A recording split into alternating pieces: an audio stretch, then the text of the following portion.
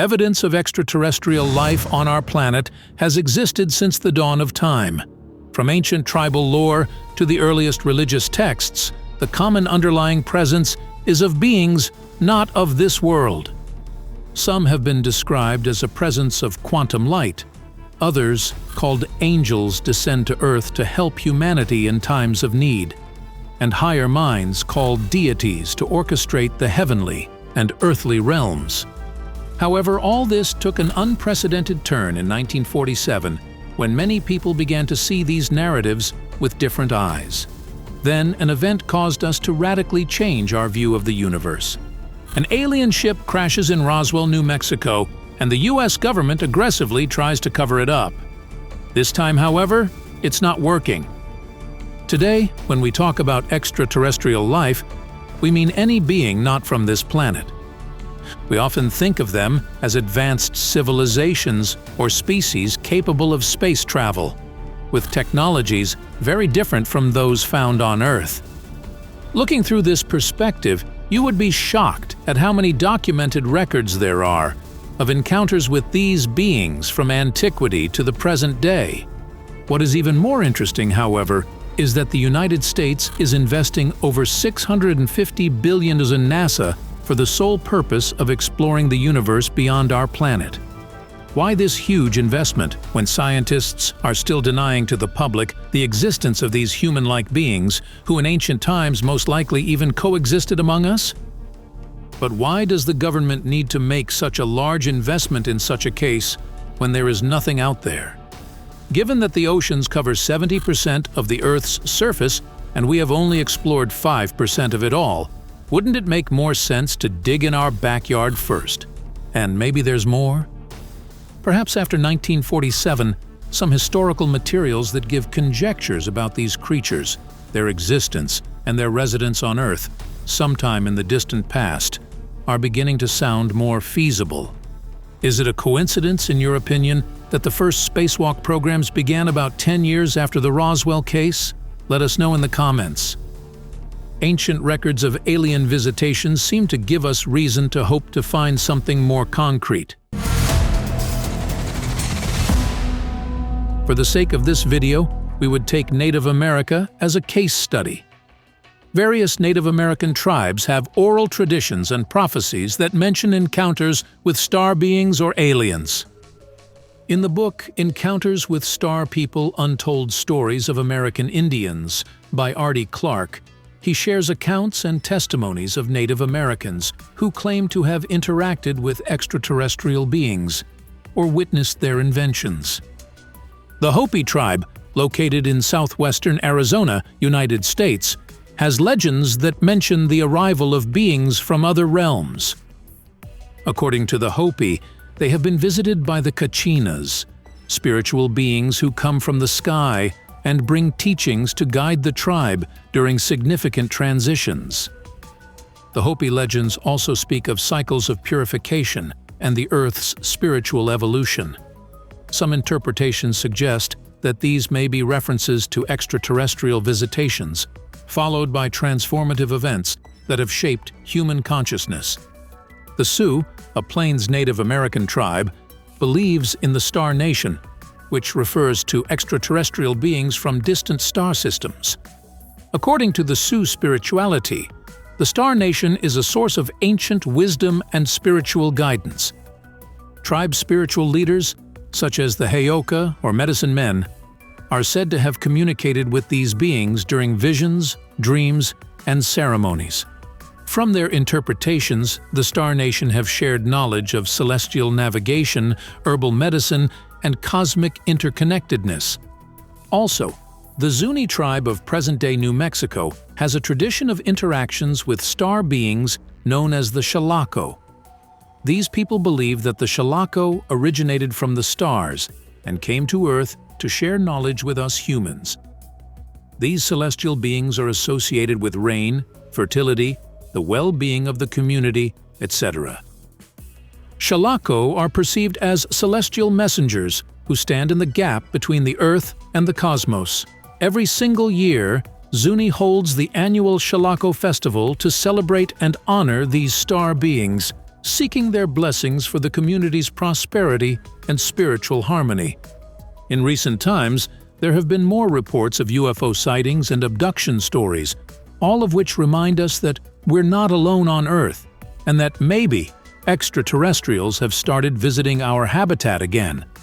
While skeptics attribute these accounts to misidentifications, fraud, or psychological factors, the U.S. government itself recently confirmed and declassified recordings of unexplained flying objects, affectionately referred to by them as anomaly.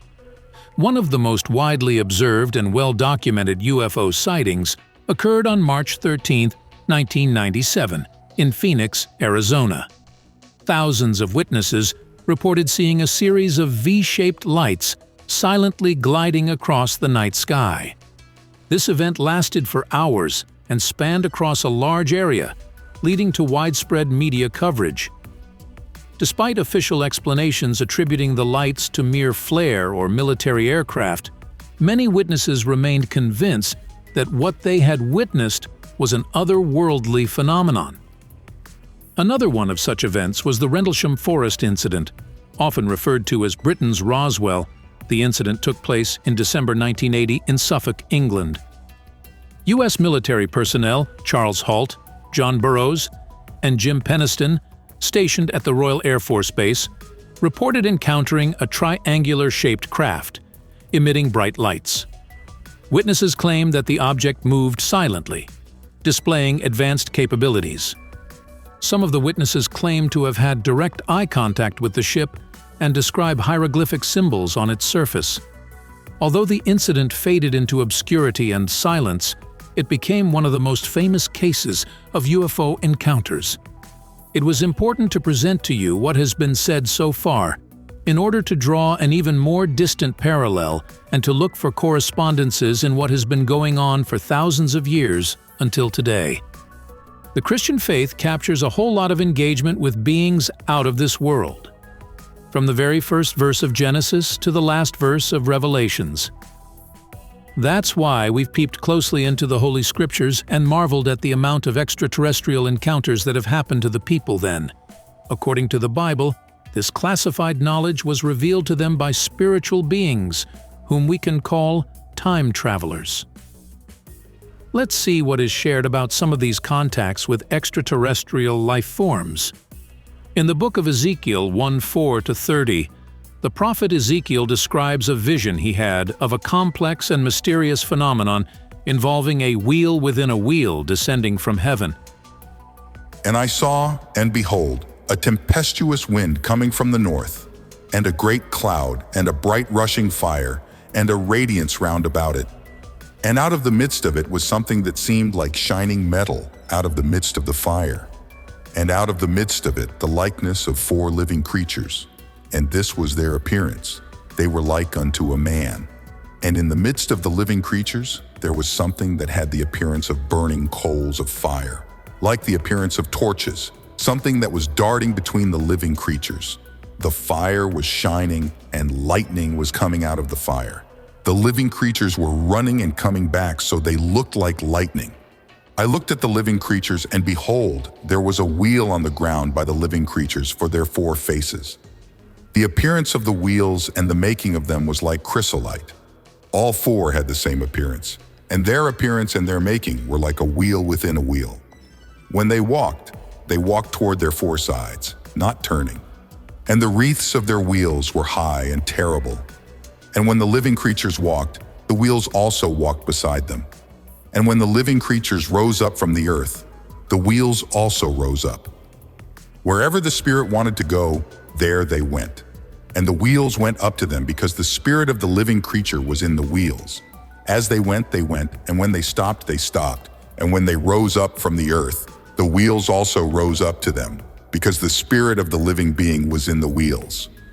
Above the heads of the living creatures was something like a vault that looked like a fearsome ice crystal spread over their heads from above. And beneath the vault, their wings were straight against one another. And as they walked, I heard the noise of their wings like the noise of great waters, like the voice of the Almighty, the noise of rushing, like the noise of a military encampment. When they stopped, they lowered their wings. And over the vault that was over their heads was something like a throne, having the appearance of a sapphire stone. And on the likeness of the throne was something like the appearance of a man on top of it.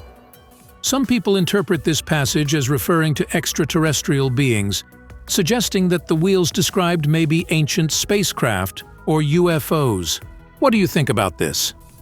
The book of Genesis speaks of the Nephilim, the offspring of the sons of God and the daughters of men. While the precise identity of the sons of God is debated, some interpreters propose that they were extraterrestrial beings, possibly angels, who interacted with human beings. This interpretation suggests that the interbreeding resulted in the birth of the Nephilim, who were seen as a hybrid race. Proponents of this view argue that it could explain the origin of ancient stories and myths about the giants.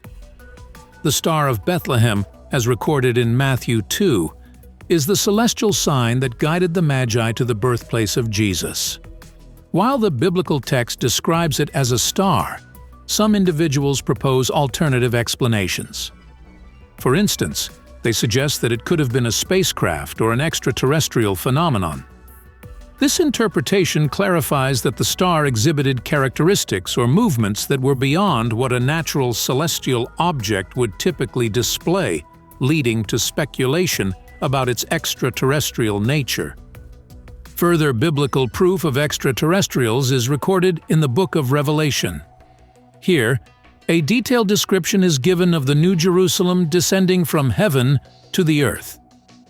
While this passage is often interpreted metaphorically as a representation of the ultimate fulfillment of God's kingdom, some individuals interpret it as possibly describing an extraterrestrial city or civilization. They propose that this New Jerusalem could be an advanced society located on another planet or dimension, which will manifest on Earth in the future. But before this happens, the demonic will wage war against the earth and the forces of God, something St. John described in Revelation 16:16 as Armageddon. After this battle, there will be the second coming of Christ, who will defeat the Antichrist and Satan. This will be followed by 1,000 years of peace and righteousness governed by Christ on earth.